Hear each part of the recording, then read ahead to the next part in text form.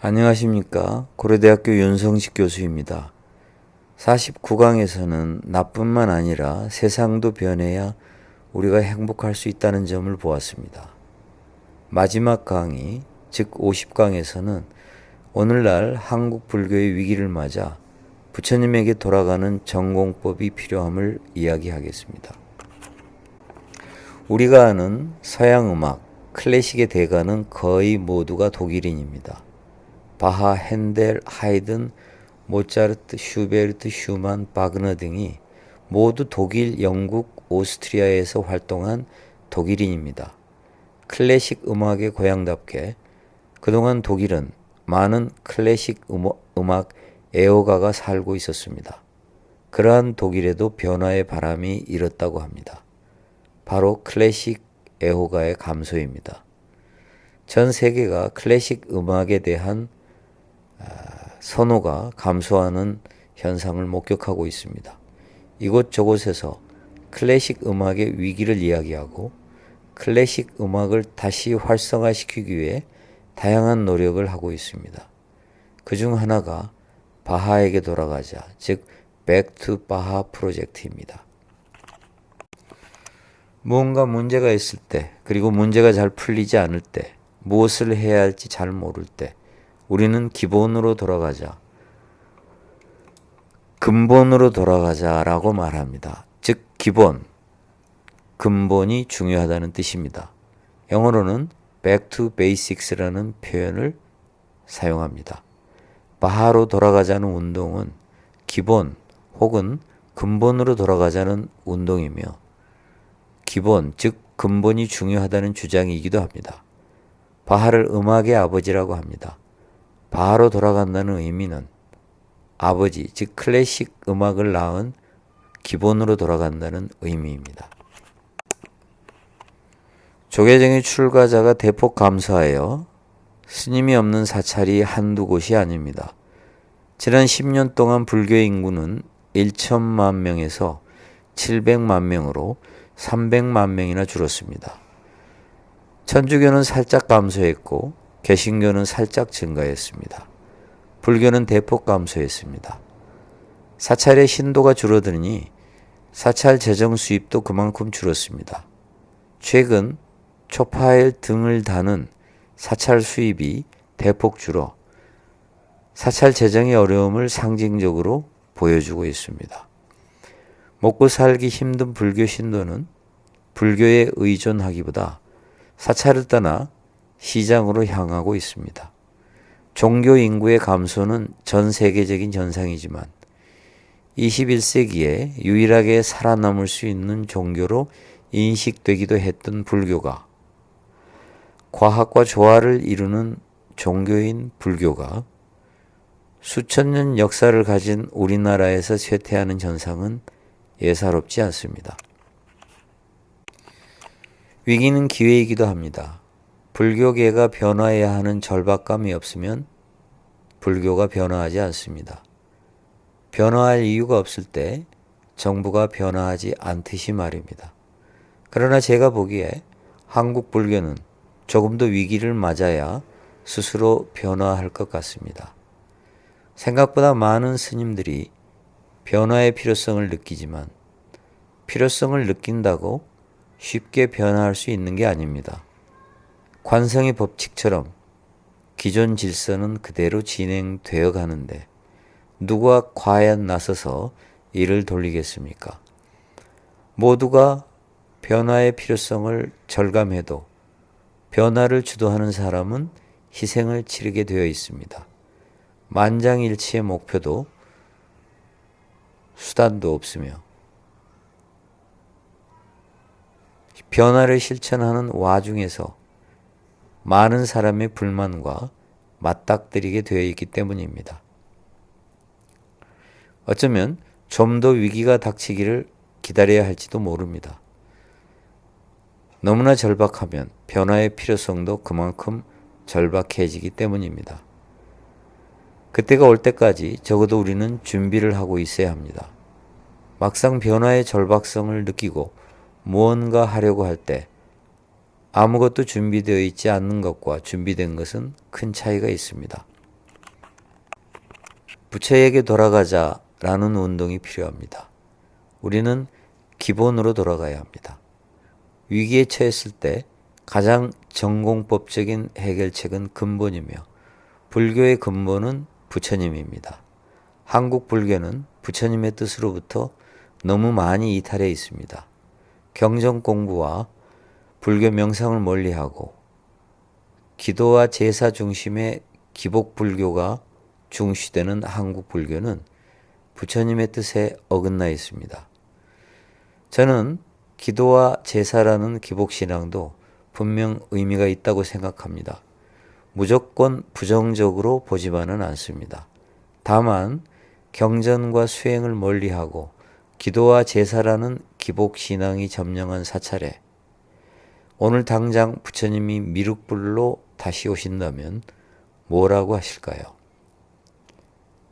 한민족의 무속신앙을 흡수한 불교를 저는 긍정적으로 봅니다.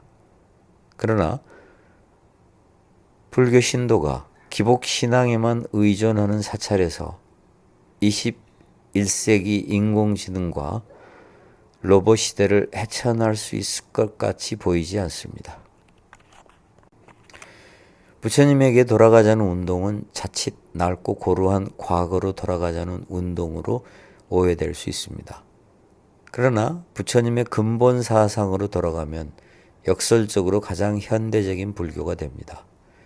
제사를 중시한 브라만교의 반기를 들었던 부처님, 역술에 의존하는 신도를 꾸짖은 부처님, 과학적 논리를 중시하신 부처님, 이분법과 흑백론을 배격하신 부처님, 모든 것은 변한다며 끊임없는 변화를 주장하신 부처님은 바로 21세기 현대인이 바라는 사상을 설하셨습니다. 우리가 부처님의 근본으로 돌아가야 불교를 현대화할 수 있습니다. 성경은 한 권의 책에 담겨 있지만 8만 대장경은 작은 글씨의 두툼한 책으로 300권이 넘습니다. 게다가 불교 경전에는 어렵고 추상적인 내용이 잔뜩 적혀 있습니다. 조계종에서는 불교 교리라는 한 권짜리 책을 출판하기도 했지만 여전히 불교 교리는 심오하고 철학적이며 난해합니다.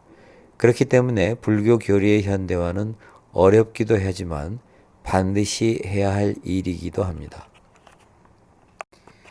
지난 49개의 강의를 통해서 저는 돈 문제를 사례 연구로 하여 불교 교리의 현대화를 시도해 보았습니다. 연기 사상을 개념적으로 설명하면 이해가 잘 안 되지만 돈 문제와 연결해서 설명하면 누구나 잘 이해합니다. 돈 문제는 많은 사람이 중요하게 생각하고 관심을 갖다 보니 돈 문제를 통해 불교 교리를 적용하면 사람들이 쉽게 이해하고 받아들입니다. 만약 불교가 현대인의 가장 큰 고민이며 가장 큰 관심사인 돈 문제를 해결해 주지 않고 돈이란 무조건 멀리 하라고 말한다면 이는 맞는 말도 아니지만 부처님의 뜻도 아닙니다. 불교는 다른 종교와는 달리 인도, 중국, 한국, 일본에서 오래된 불교 경제 공동체의 역사가 있습니다. 돈을 빌려주는 금융기관의 역할도 했고 농민과 노비를 데리고 농업에 종사했으며 수공업을 통해 각종 물건을 제조했습니다. 토지를 소유하고 심지어 군대를 거느린 경우도 있었습니다. 왕의 권력을 위협할 정도의 규모가 되었기에 중국과 한국에서는 왕권의 탄압을 받았습니다. 오늘날 천주교와 개신교는 여러 가지 수익성 사업을 통하여 성공적인 경제 공동체의 사례를 보여주고 있지만 이에 비해 불교의 사례는 미약합니다. 예를 들어 개신교의 경우 2만 5천 명의 조합원, 1270억 원의 자산을 가진 서민 금융기관으로서의 주민 신협이 있으며 9천여 가구가 회원인 주민 생협이 있고 12층의 주거 건물인 태평 동락 커뮤니티가 있습니다. 돈 문제를 통해서 불교의 지혜를 전파하려면 불교 경제 공동체를 21세기에 다시 복원하는 게 필요합니다. 현실에서 돈을 어떻게 벌고 어떻게 쓸 수 있는가를 연구하고 공부하고 홍보하고 실천하며 모범을 보이는 운동입니다. 경제 공동체라고 하면 우리는 물리적 공간에 모여서 집 짓고 집단 생활을 하는 것으로 오해합니다. 오늘날은 사이버 공간에서 공동체를 구성할 수 있습니다. 물론 필요하면 오프라인에서 만나서 같이 생각하고 활동할 수도 있기에 경제 공동체는 온 오프라인 네트워크입니다. 사찰의 네트워크, 불교 기업의 네트워크, 불교 학자의 네트워크, 불교 전문인의 네트워크 등 수많은 작은 불교 경제 공동체가 모여 불교 경제 공동체의 거대한 생태계를 조성할 수 있습니다. 불교 경제 공동체를 수익성 사업하는 집단으로 오해하면 안 됩니다. 수익성 사업은 필요하다면 일정한 요건을 갖추어 할 뿐이지 주된 목적이 아닙니다. 불교 경제 공동체는 돈 문제를 사례로 불교 교리를 현대화하고 불자가 부처님의 뜻에 따라 경제 경영 활동을 하게 교육시키고 사업을 통해 모범을 보이는 수행자 네트워크를 지향해야 합니다. 수익성 사업을 한다면 돈을 벌기 위해서가 아니라 부처님의 뜻대로 경제 경영 활동을 해도 돈을 벌 수 있다는 것을 보여주기 위함이며 경제 경영의 모범 사례를 제시하고자 하는 것입니다. 이러한 수익성 사업을 한다면 투명한 회계와 모범적인 납세가 필수 조건입니다. 이러한 운동은 신도도 이익, 사찰도 이익, 불교도 이익인 운동이며 궁극적으로 국가 경제에도 긍정적인 영향을 미칩니다. 불교 경제 공동체 운동을 통해 소유보다는 임대, 공동 소유를 강조하는 공유경제, 협력적 소비, 대안경제, 지역화폐 등의 불교 교리에 부합하는 새로운 경제 경영 조류를 실천해 볼 수 있습니다. 생산자 협동조합, 소비자 협동조합, 불교은행 같은 금융기관도 가능합니다. 모범적인 불교 경영인을 발굴하는 프로그램도 가능하며 모범적인 불교 경영인을 양성하는 한국판 스티브 잡스 만들기 운동도 할 수 있습니다. 부처님 뜻대로 사찰을 운영하도록 컨설팅 기능도 제공하고 부처님 뜻에 따라 재정을 운영하는 사찰을 인증하는 프로그램도 생각해 볼 수 있습니다. 소비자에게 유용하고 신뢰할 수 있는 정보를 제공하여 똑똑한 소비자를 양성하는 일도 가능합니다. 이러한 운동은 불교 자본주의 운동이라고 부를 수 있습니다. 불교 신도가 700만 명으로 줄었다고 위기라고 표현하지만 사실 700만 명도 작은 숫자가 아닙니다. 만약 부처님 말씀에 따라 돈을 벌고 부처님 말씀에 따라 돈을 쓰는 불교 신도가 100만 명만 되어도 대한민국 경제는 달라집니다. 세상이 달라집니다. 진정한 위기는 부처님이 말씀하신 부처님의 지혜를 모르고 사는 700만 명의 불교 신도입니다. 우리 모두 부처님에게 돌아가야 하겠습니다. 이상으로 부처님의 부자 수업 마지막 강의인 50강 부처에게 돌아가자를 마치겠습니다.